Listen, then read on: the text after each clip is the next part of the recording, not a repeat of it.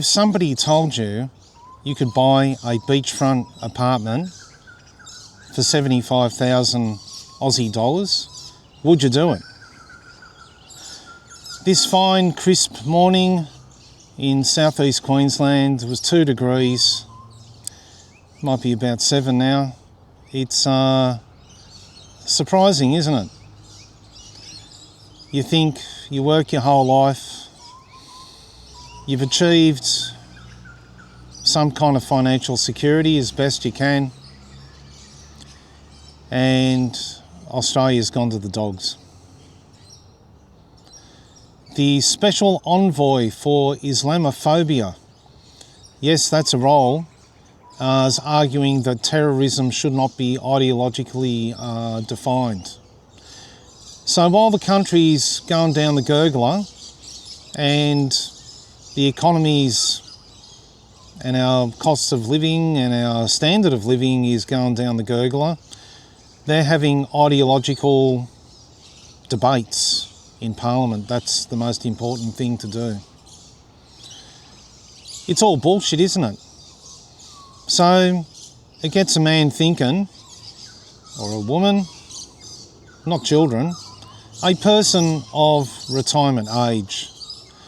Would you like to live somewhere quiet, somewhere warm, somewhere where the food is reasonably priced and there's a choice, somewhere where you can get seafood and it doesn't cost an arm and a leg?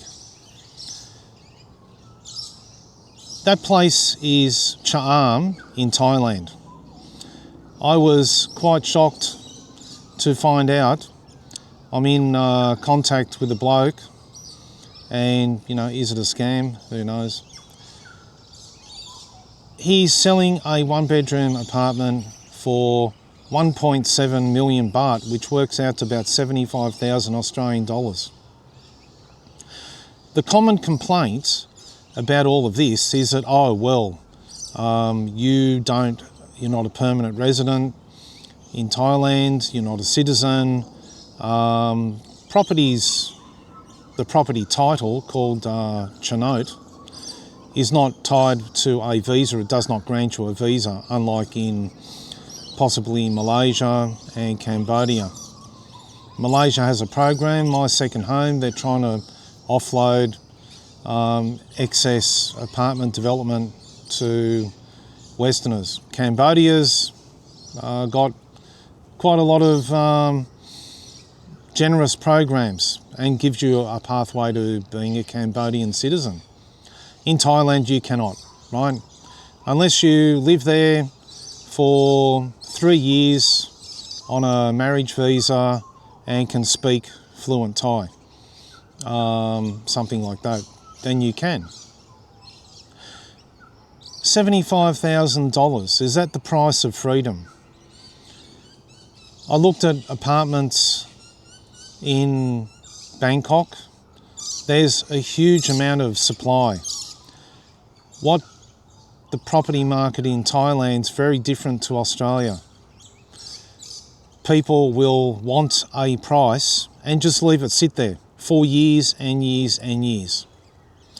There was one apartment I saw in, it was either Tonglaw or Ekamai in Bangkok.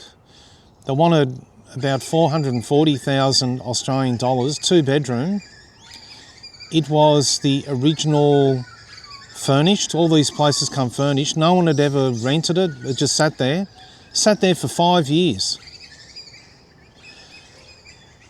And they want the price they want. That $75,000 apartment, and I know this for a fact, the bloke who's selling it bought it for $75,000 10 years ago. If you took $75,000 10 years ago and bought gold with it, or Bitcoin,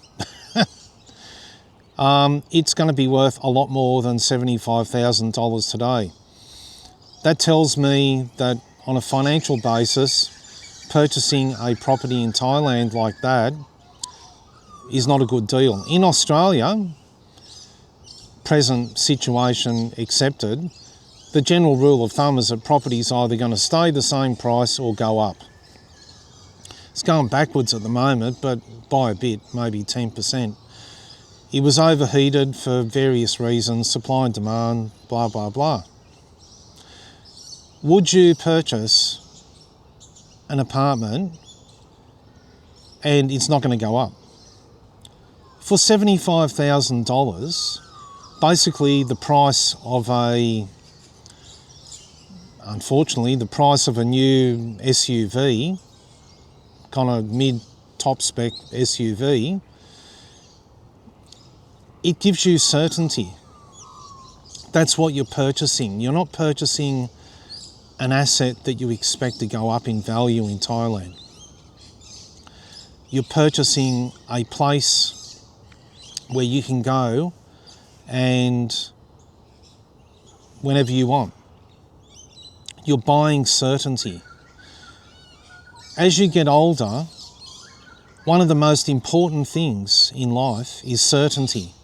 That's why we all work so hard to build up our superannuation balances, because that recurring payment of an account-based pension is going to give you certainty that you will have money to buy food and pay the bills and do stuff. What else does $75,000 give you in an apartment? It gives you a liability to pay what we call in Australia body corporate fees. I looked at some apartments a few years ago. I thought I might buy one in Australia, forget that, too expensive. The body corporate fees on a one-bedroom apartment were approaching between $10,000 and $15,000 a year. Guess what the body corporate fees on this $75,000 apartment are per annum? It's called juristic fees. They call it juristic management. $600 a year. It's a very interesting proposition. And what would you do? You could do the same thing maybe in Bali. I don't think you can actually do this in Bali. I think you need to lease, long-term lease. You cannot buy apartments, foreign quota apartments in Bali. They don't have that concept. $75,000 to go somewhere near a beach that's warm, verging on hot, get the ocean breeze, cheap cost of living. It sounds like a good deal, doesn't it? There's got to be a catch.